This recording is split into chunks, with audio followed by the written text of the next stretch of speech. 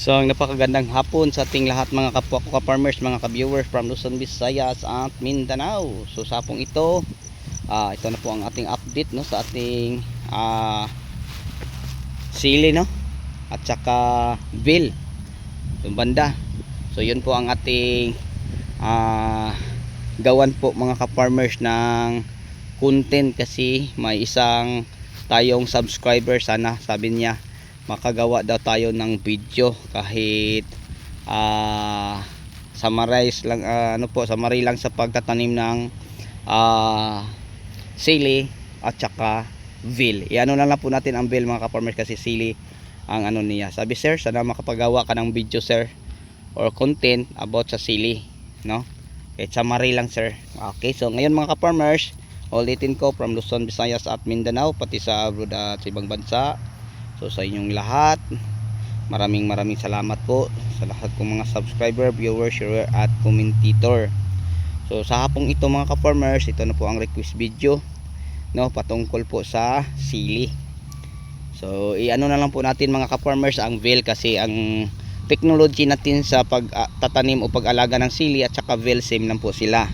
Kaya isabay lang na natin mga ka-farmers no. So ngayon mga ka-farmers, unang una, maraming salamat po no, sa nag-request o sa nagpapagawa ng video kasi dahil po sa mga request video mga ka-farmers, patuloy tayong nakapagawa ng content about farming. So ang isa rin natin ngayon mga ka-farmers na gusto niyang matutunan ay patungkol po sa pagtatanim ng sili. Okay? So unang una mga ka-farmers, kagaya nito, ang area na hahanapin nyo, open. Tapos pangalawa, may source sa tubig. And then pangatlo mga kapwa ko ka-farmers, malapit sa kalsada. Yun po ang pinaka-importante, na malapit sa kalsada para kung may mga harvest tayo ay hindi tayo mahihirapan no, sa pagdala. Kasi mahirap pag nasa ano. Alam nyo mga ka-farmers, yung ako'y nag-umpisa sa farming, malayo siguro mga 1 kilometro kailangan namin lakarin bago makakarating. So yung sa amin probinsya, gamit kami ng kalabaw no, tapos may balsahan na may gulong. Yun, magkarga kami sa mga ani namin ng tatay ko, ng talong, ampalaya o kahit anong maaani namin sa bukid mga ka-farmers, kinakarga din namin. So ngayon mga ka-farmers, kung may area na kayong hanap na open katulad ng nakikita nyo, tapos may tubig, malapit sa karsada o may kalayuan pero hindi masyado, ipalamprip nyo. Tapos mong malamprip mga ka-farmers, mag-apply ka ng mga soil neutralizer or mga husako, mga good bacteria po, mga bacillus mga ka-farmers. Kahit sabihin naman natin na virgin pang area kasi bago pa siyang taniman, mas maganda na ang lupa na ating pagtataniman ng kahit anong uri ng mga gulay ay ating alagaan parang manatili siyang produktibo, hindi lang sa panahon natin ngayon, pati pa din sa susunod na henerasyon. Kaya mag-apply tayo ng mga soil neutralizer. So pag mag-apply tayo halimbawa ng husako or Serenade, kailangan mga ka-farmers basa ang lupa. Alam nyo ba kung bakit? Kasi ang ating husako ay bacillus, ibig sabihin good bacteria po siya.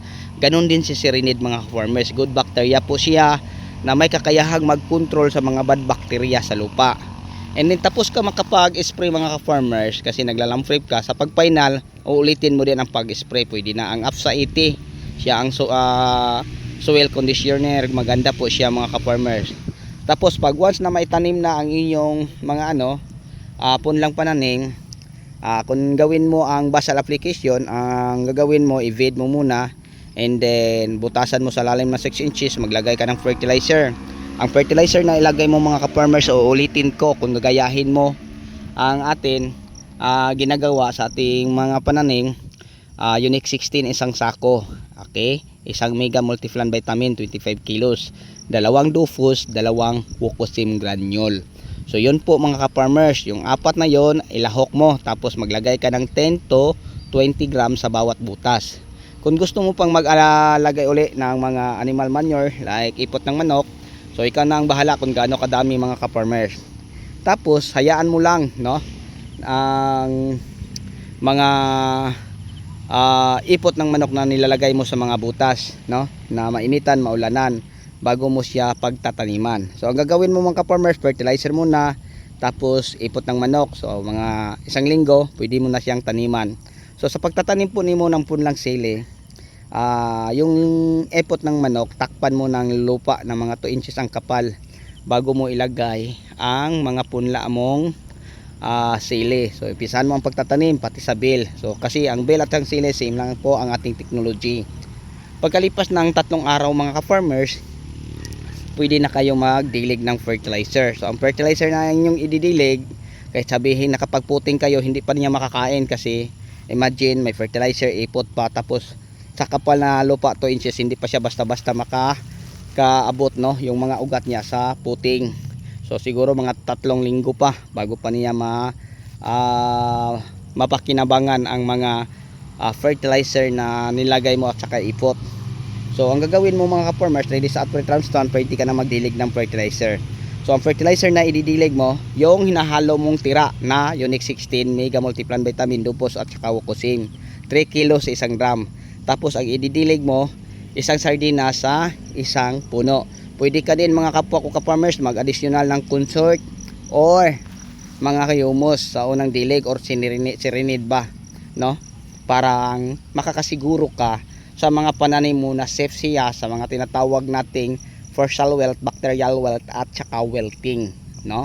So mas magandang mga kapwa ko ka-farmers na sa first dilig mo ng fertilizer, masabayan mo sila ng pwede husako, pwede sirinid.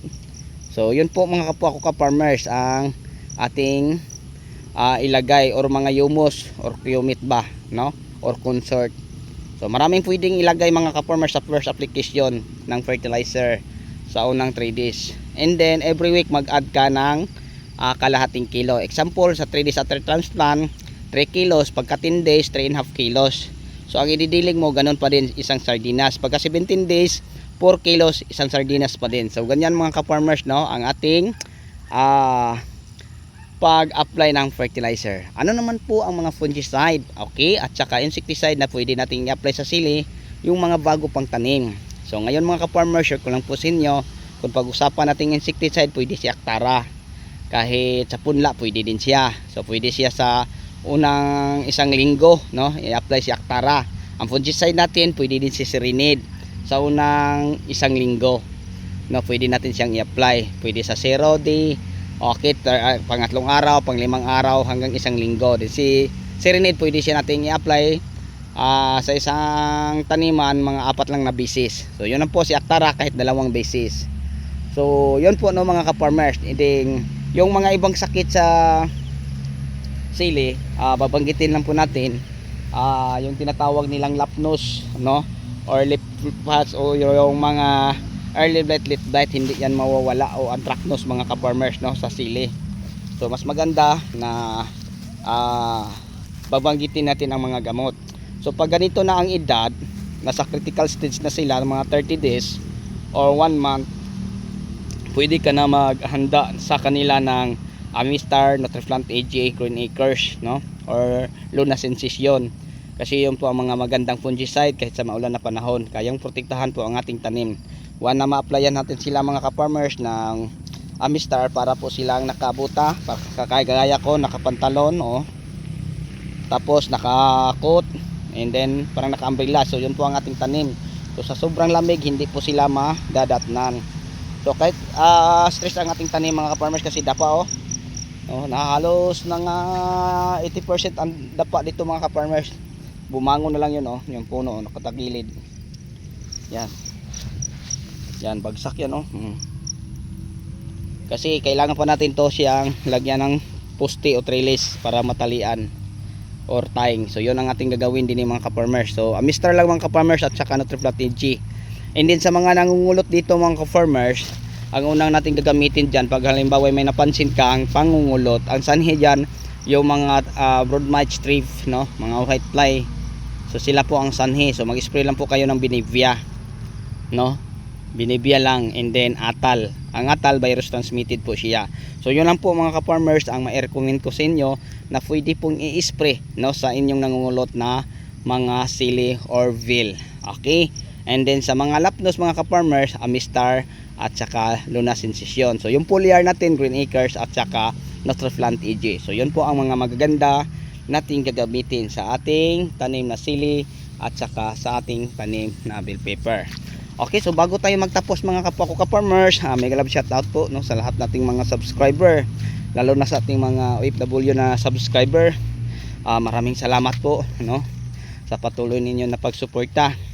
So sa lahat na mahilig sa ganitong usapin mga ka-farmers, pwede po, ano, hihingi naman ako ng isang favor sa inyo. Pwede po kayo mag-join sa atin mga ka-farmers para initufy diretso at kayo ang pinakaunang makapanood sa ating mga ina-upload na video. Ayan. So ito na ang ating bell pepper mga ka-farmers, oh. So ang ating ginagawa, ganun pa din, hindi natin to sila sinasabuyan ng fertilizer, hindi po natin to dinidiligan. So ang ginagawa, binubutasan lang natin mga ka-farmers, oh. Kita nyo, yan. Yan, binubutasan. Tapos nilagyan ng fertilizer. So ganun pa din, oh. Ang nangyari ay nadapa sa hangin. Tulad sa ating kamatis, oh, nadapa. Ayan po. So kung tingnan natin mga ka-farmers, no, kawawa ang ating tanim kasi napakalakas ang hangin. Tapos hindi pa namin natapos ang pag-install din ng tie wire. Dahil inabutan kami ng maraming trabaho. So yun po, no, mga kapwa ko ka-farmers, mga ka-viewers, ang may share at may bahagi ko sa inyo sa hapong ito. So ang technology natin sa ating bell at saka sa ating sili, pareho lang po sila, no. Yan, malalapad ang dahon nila mga ka-farmers. Nag-umpisa na itong namumulaklak, kaso lang nadapa. Yan, oh, nadapa mga ka-farmers, oh. Yan, kasi mahangin, no, mahangin. So may mga kulot to mga ka-farmers, yung mga nasa gilid ng taniman ng kahoy, kasi hindi siya mainitan. So may mga kulot to. So dito banda maganda, yan, no? Kita nyo, napakalinis ang mga talbos. So may mga bulaklak na ito, ang iba'y natanggal na, tinangay na ni bagyong Maymay. Okay, so yun lang siguro ang may share at may bahagi ko po sa inyo sa hapong ito. Sana po mga ka-farmers, may natutunan po kayo, no, sa ating ginagawang summarize sa pagtatanim po ng sili at saka veal.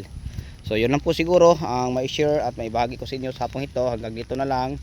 Bye bye and God bless. Happy watching. See you next vlog.